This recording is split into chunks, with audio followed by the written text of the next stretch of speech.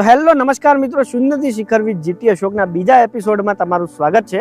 આજે આપણે તમને ગુજરાતના એક એવા મહિલાની મુલાકાત કરાવવાના છીએ જે 65 વર્ષની ઉંમરે અત્યારે ગાયો ભેંસોના દૂધનો બિઝનેસ કરે છે અને વર્ષે 1,50,00,000થી વધારેની આવક મેળવી રહ્યા છે. અને એશિયાની સૌથી મોટી ડેરી બનાસ ડેરીમાં દૂધ ભરાવામાં સૌથી પ્રથમ નંબરે આવે છે. એટલા માટે ગુજરાતના મુખ્યમંત્રી ભૂપેન્દ્ર પટેલ, નરેન્દ્ર મોદી, શંકર ચૌધરી, પુરુષોત્તમ રૂપાલા અને બીજા ઘણા બધા એવોર્ડ મળી ચૂક્યા છે અને એમનું સન્માન થઈ ચૂક્યું છે. દોસ્તો, અત્યારના મોડર્ન અને કોમ્પિટિશનવાળા જમાનામાં આપણે 10,000ની નોકરી પણ જલ્દી મળતી નથી, ત્યારે આ અભણ બા 1,50,000 તો પગાર ચૂકવે છે અને 5 પરિવારોની રોજગારી પૂરી પાડે છે. તો આજે આપણે આ બાને મળવાના છીએ, એમની ઇન્સ્પાયરિંગ સ્ટોરી વિશે જાણવાના છીએ. તો આજે આપણી સફર જઈ રહી છે ઉત્તર ગુજરાતના બનાસકાંઠા જિલ્લામાં આવેલા નગાણા ગામે, જ્યાં રહે છે નવલબેન ચૌધરી. તો આજે એમની મુલાકાત કરવાના છીએ, એમનું તબેલો આખો બતાવવાના છીએ. તો વિડીયો તમે એન્ડ સુધી જોતા રહેજો અને આ ટાઈપના બીજા વિડીયો જોવા માટે ચેનલને સબસ્ક્રાઇબ જરૂરથી કરી દેજો. અને જો આવા વિડીયો તમને ઉપયોગી લાગતા હોય તો લાઈક કરજો અને તમારા દરેક ગ્રુપમાં શેર જરૂરથી કરજો. તો ચાલો આપણે જઈએ છીએ નગાણા ગામે અને મુલાકાત કરાવીએ છીએ તમને નવલબેન ચૌધરી જોડે. આગળ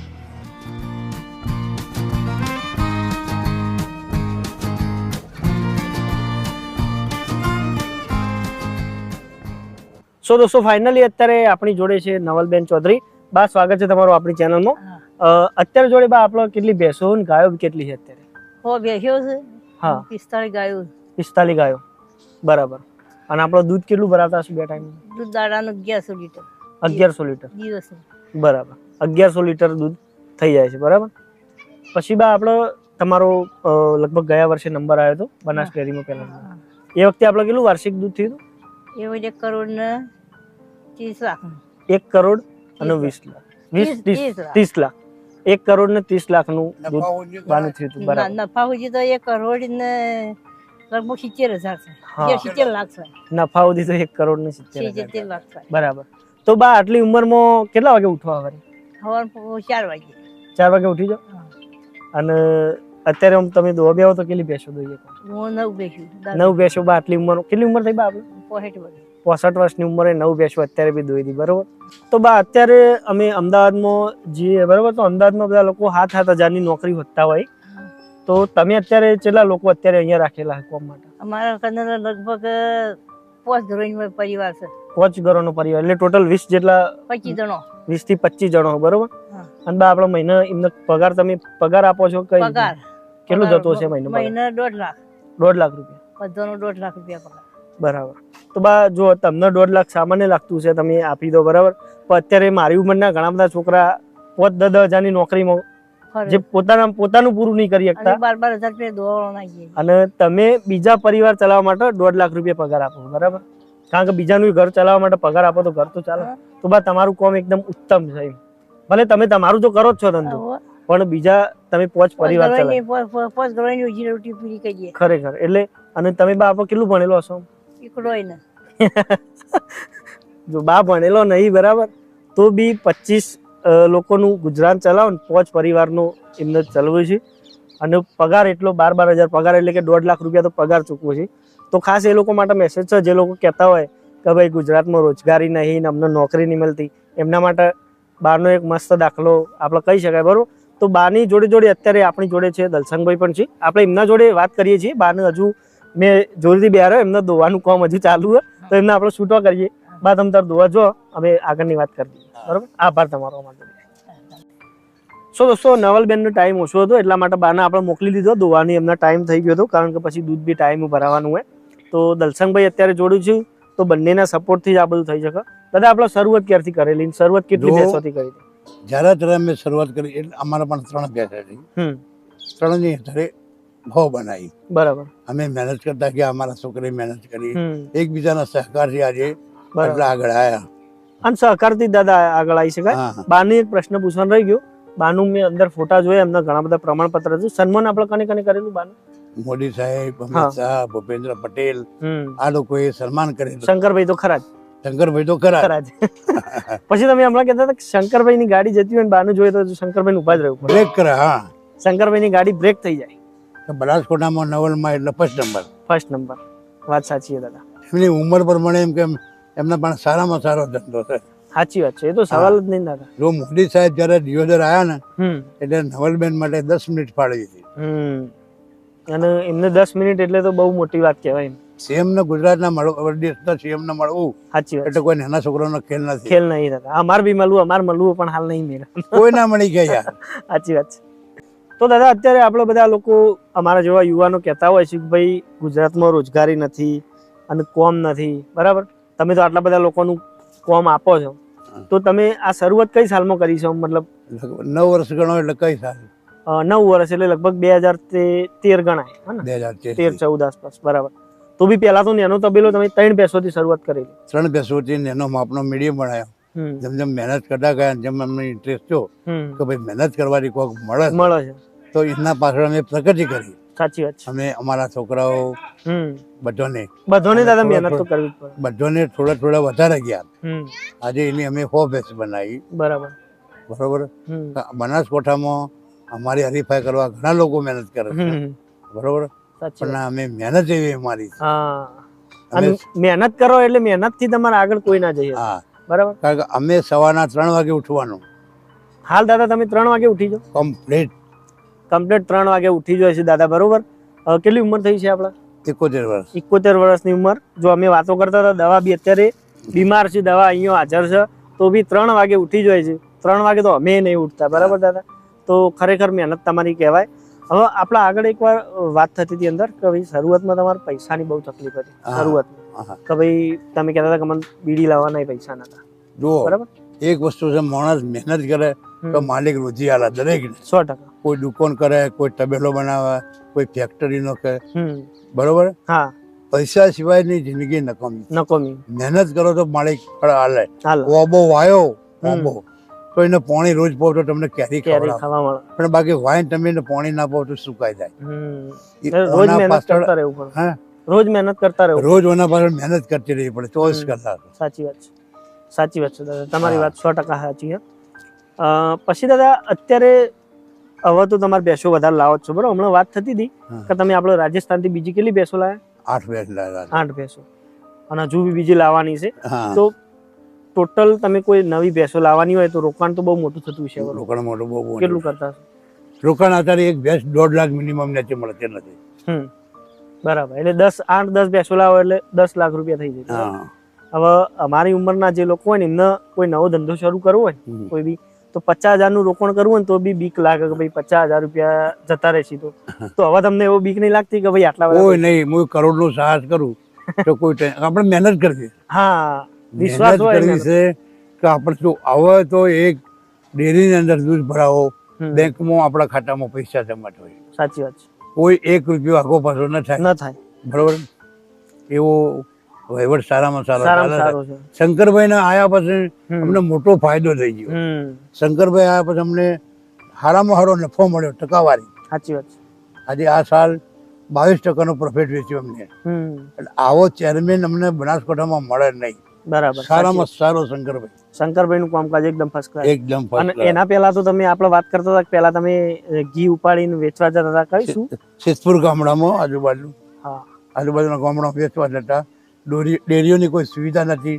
શંકરભાઈ ને આયા પછી એક તો અમને દૂધની સુવિધા મળી, એક કે સારો નફો મળે. સાચી વાત છે. પછી શંકરભાઈ બટાકા છે, મધ છે, એમની ફેક્ટરીઓ ખોલી કે દરેક ખેડૂતને કોઈ તકલીફ ના પડે. એટલે મેં કહ્યું શંકરભાઈ એટલે અમને એક ભગવાન. સાચી વાત છે. ખેડૂતો માટે, ખેડૂતો બનાસકાંઠા માટે અમને ભગવાન રૂપી મળ્યા. સાચી વાત. એટલે આજે અમે એમના આધારથી આટલા આગળ આવ્યા. સાચી વાત. હવે ગમે એટલું દૂધ ભરાવ ટકાવારી ના મળે, નફો. સાચી વાત છે. આ સાલ મારે 50 લાખ રૂપિયા નફો આવ્યો. 50 લાખ રૂપિયા ખાલી નફો જ. હા. તો દાદા આટલું બધું આપણે બધી ઇન્કમ ની બધી વાત થઈ જાય, બરોબર? તો આપણો મહિનો ખર્ચો કેટલો થતો હોય છે તમારે? ખર્ચો ધારો કે આપણું પેમેન્ટ દાખલા તરીકે 10 લાખ આવે છે. 10 લાખ. હા. મહિને 15 દિવસ. અમારે 15 દિવસનો નિયમ છે. બરાબર. તો 10 લાખ આવે છે. તો એમોની 2 ભાગનો ખર્ચો થાય. બરાબર. 3.5 લાખ રૂપિયા મળે મહિના. બરાબર. એટલે 60-70% તો ખર્ચો થઈ જાય. 70% ખર્ચો થઈ જાય. એમાં પગાર, પછી ખાવા પીવાનું, ચાર બધું, ખોણ, દોણો આપે, એટલે આપણો મિનિમમ 3-3.5 લાખ રૂપિયા તો 15 દાડે મળી જાય. એટલે મહિનાના 7 લાખ રૂપિયા ચોખ્ખી બચત થઈ જાય. બરાબર, મહિનાની 7 લાખ રૂપિયા બચત થઈ જાય. હા 15 દિવસે 3 લાખ રૂપિયા. દાદા અને બા બંને અત્યારે આટલી ઉંમરમાં મહેનત કરીને કમાય છે, તો હવે નેચે કોઈ લોકો કમેન્ટ કરતા નહીં કે ભાઈ કામ મળતું નહીં. હવે દાદા તબેલાનો ધંધો કોઈને કરવો હોય, બરાબર, તો હવે નવા લોકો હવે બધા ઘણા બધા ચાલુ કરતા હોય છે, એમને કોઈ મેસેજ આપવો હોય તો કોણ? હવે એમાં મારું કેવું એક જ છે હા કે આજે નવા લોકો મહેનત તબેલા બનાવવા છે, પોતે શેઠ બનતા હોય, હા પોતે શેઠ બનતા હોય, સાચવતા ના હોય, ટાઈમમાં હાજરી ના આપતા હોય, એટલે નોકરો નુકસાન આપે, એટલે લોબા ગાળા તબેલો વેડફવો પડે, અથવા પોતાની બાપ દાદા જે પ્રોપર્ટી આપી હોય, સાચી વાત, જમીન આપી હોય કે કોઈ પણ બીજી તો ફેક્ટરી આપી હોય, એ તમારે વેચવી પડે. ટાણા તબેલાનું નુકસાન પૂરું થાય. ટૂંકમાં દાદાનો કહેવાનો મતલબ કેવો છે કે ભાઈ તમે પહેલા દિવસથી શેઠ બનવાની જરૂર નહીં, બરોબર. એ લોકો બંને માણસ અમે આયા છે, તને જોઈએ છીએ, બંને જણા મહેનત કરે છે, બંને જણા 3 વાગે ઉઠ્યું છે, દોવામાં બી બા અત્યારે દોવાનું ચાલુ જ છે. તો તમે અત્યારે આટલા બધા લેવલ છે ને, 1 કરોડ રૂપિયા આપણે વાર્ષિક વાત થઈ, તો બી જાતે મહેનત કરી, 1,75,00,000 હા નફા હોય, તો બી 3 વાગે ઉઠવાનું, જાતે મહેનત કરવાની. તો તમે આવા નવો ધંધો શરૂઆત કરતા હો તો એમાં કઈ શરૂઆતી કે શેઠ બનવાની જરૂર નહીં. તમે જાતે મહેનત કરશો એટલું તમારે જાતે આવશે, અને તમે બાર બીજાને આપશો તો એ તો નુકસાન આપવાના જ છે. એ દાદા તમારી 100% વાત સાચી છે. હવે આપણો આવડો મોટો તબેલો ચલાવવા માટે તમારી સિસ્ટમ કઈ રીતે ગોઠવેલી, મતલબ કઈ વેચેલું કામ બામે કઈ રીતનું છે કામ? અમે જેવું ધારો કે એક માણસ 25 ભેંસા હોય તો એનો એ પ્રમાણે પગાર, બરાબર. ધારો કે કોઈનો પરિવાર હોય, પોતાનું બહેરું હોય, પોતાના છોકરા હોય, છોડી હોય, તો એમને 50 ભેંસા આપીએ, બરાબર, એ રીતે પગાર આપવાનો, બરાબર. બરાબર. અને ભેંસો કદાચ દોવાની જે 25 આપી હોય, હવે તમારે દૂધ ભરાવા જવાનો ટાઈમ થઈ ગયો અને દૂધ રહી જાય, તો એના માટે કઈ સિસ્ટમ કદાચ રહી બી જાય, એના માટે એકબીજાને મદદ કરી અને એનું કામ પૂરું કરાવવાનું, બરાબર. એકબીજાને મદદ કરીને કામ પૂરું. એટલે કોર્પોરેટમાં આપણે જે રીતે મેનેજમેન્ટ કરેલું હોય ને કે ભાઈ દરેકનો ડિપાર્ટમેન્ટ વેચેલો હોય, એ રીતે ડિપાર્ટમેન્ટ અહીંયા દાદાએ વેચી દીધેલા છે. દાદા ઓછું ભણેલા, એનું એવું ના ગણતા કે એમના બિઝનેસ પ્યોર બિઝનેસ કરે છે, કમ્પ્લીટ બધી રીતે. ભાઈ સાફ સફાઈના લોકો અલગ હોય, પછી ગાયો બેસો બધું આપવાનું. દાદા દૂધ લઈને અહીંયા માણસો જતા હશે ને, માણસો, બરાબર. અને દૂધ આપણે કઈ જગ્યાએ ભરાઈએ? નગણા દૂધ મંડળી, બરાબર. ગામમાં બી બનાસ ડેરીમાં 1લો નંબર આવતો, એટલે ગામમાં ફર્સ્ટ નંબરનું દૂધ હોય જ. તો એમને ગામની ડેરીને બી એટલું એક નામ આગળ આવે જ ને. નગાણામાં આજે અમે છેક વડનગરથી નામ શોધતા ભાઈ નગાણા કઈ જગ્યાએ આવ્યું, નગાણા જોયું, પછી 3 જગ્યાએ પૂછ્યું કે ભાઈ નવલબેનનો જે તબેલો છે કઈ બાજુ આવ્યો, ભાઈ ફરીને આવ્યો. તો નામ તો તમે ગામનું આગળ લઈ જ જાઓ. તો દાદા અત્યારે ઘણા બધા યુવાનો હોય છે કે જે ધંધો શરૂઆત કરી હોય, કાં તો નોકરીની તૈયારી કરતા હોય અને પરીક્ષામાં પાસ ના થઈ, કાં તો ધંધો નુકસાન જાય, તો ઘણા લોકો આત્મહત્યા કરી લેતા હોય છે, બરાબર. તો એ લોકોને તમે કેવો મેસેજ આપશો ને તમારા જીવનનો કોઈ એવો કિસ્સો કહો કે જે તમને બહુ દુઃખ લાગ્યું, જે યાદ કરીને કે ભાઈ આવું આટલું બધું ખરાબ તો પરિસ્થિતિ ના હોવી જોઈએ, એવો કોઈ કિસ્સો કહો અને આ બધા લોકોને મેસેજ બી આપો. હવે જ્યારે મારા છોકરાઓ નાના હતા, ભણાવતો હતો, બરોબર, એ કોઈ અમારા સમાજના લોકો સમાજ લેવલે ફાળો લેવા આવ્યા, એટલે કોઈ કોલેજ બનતી હોય કે કોઈ નિશાળ બનતી હોય કે કોઈ પણ સમાજનો ખર્ચો હોય, એ ટાઈમે અમારી પરિસ્થિતિ વીક, એટલે કોઈ કે ભાઈ એમના ગીતા હટ આપણને શું આપશે, બરોબર. આજે અમારા પણ સમાજ આવે કે કોઈ પણ આવે તો પેલું અમારા ઘેર આવીને બેસે કે ભાઈ ઓછી મોટો ફાળો મળશે. એવો આપણા જીવનમાં ઘણી તકલીફો પડી છે. 100 રૂપિયા માંગે કોઈ, ગામના અંદર જઈએ તો કોઈ 100 ની નોટ ના લે, એની જગ્યાએ ખાલી રિંગ મારે કે ભાઈ મને 5 કરોડ આપી દેજો કે 5 લાખ આપી દેજો, તો આલવા વાળા માટે બેઠા છે. તમે જે વાત કરી કે પોતાના ઉપર વિશ્વાસ હતો, તમે મહેનત કરી તો માલિક અમે થોડા વધારે જ્યાં મહેનત માલિકે અમને ફળ આપ્યું. આજે 3 ભેંસમાંની અમે 100 ભેંસ બનાવી, છોકરા હારા ધંધે લાગી ગયા, હું બેઠો છું, બરાબર. દાદા આપણે છેલ્લો એક મેસેજ આપી દો કે જે લોકોને મહેનત કરીને આગળ આવવું હોય અને ગભરાતા હોય ધંધો કરવામાં, તો એમને એક મેસેજ આપી દો કે ભાઈ મહેનત કરશો તો મળશે, એવું તમે કહી દો. કોઈ પણ મેં મારા સમાજ કે બીજાને કહું છું કે ભાઈ મહેનત કોઈ પણ ધંધો કરો, તબેલો બનો કે ફેક્ટરી કરો કે દુકાન કરો, તો મહેનત કરો તો માલિક ફળાશે. તમે પછી ઘેર ઊંઘેલો શેઠ બની અને ગાડી લઈને હોનાની ચેન ફરી તો તમે કમાઈ શકો નહીં. એટલે અમને તો શંકરભાઈ આવ્યા પછી આવો વધારો મળ્યો, એટલે અમને બહુ મહેનત. આજે અમારી એમ તમન્ના છે કે બીજી 25 ભેંસ લાવું, 50 ભેંસ લાવું, એવો ઉમંગ થાય અને મહેનત કરું. હજી મને 71 વર્ષનો, પણ છઠ્ઠો દવાઓ ચાલુ છે, પણ એમ થાય છે કે વહેલો 3 વાગે ઉઠું, 2 વાગે ઉઠું અને મહેનત કરું. અને એવો હજી મને બીજી બહુ બેચેલા. ઇન્ટરેસ્ટ છે અને શંકરભાઈ ના આવ્યા પછી અમને ખૂબ ખૂબ લાભ મળ્યો. ચલો આભાર દાદા, તમે અમને ટાઈમ આપ્યો. બરાબર, બાનો અને તમારો બેવાનો જુસ્સો જોઈને અમને એવું થાય કે હજુ અમે તો કશું કામ જ નહીં કરતા. કારણ કે અમે હવે 6 વાગે ઉઠવામાં અમને પેલું એ થતું હોય, તો હવે કાલથી તો એવું નહીં થાય કે ભાઈ દાદા 3 વાગે ઉઠી જઈ, વર્ષે આટલાનું ટર્ન ઓવર કર્યું તો બી, તો અમે બી ઉઠી જશું હવે. દાદા આભાર, તમે અમારા જોડે.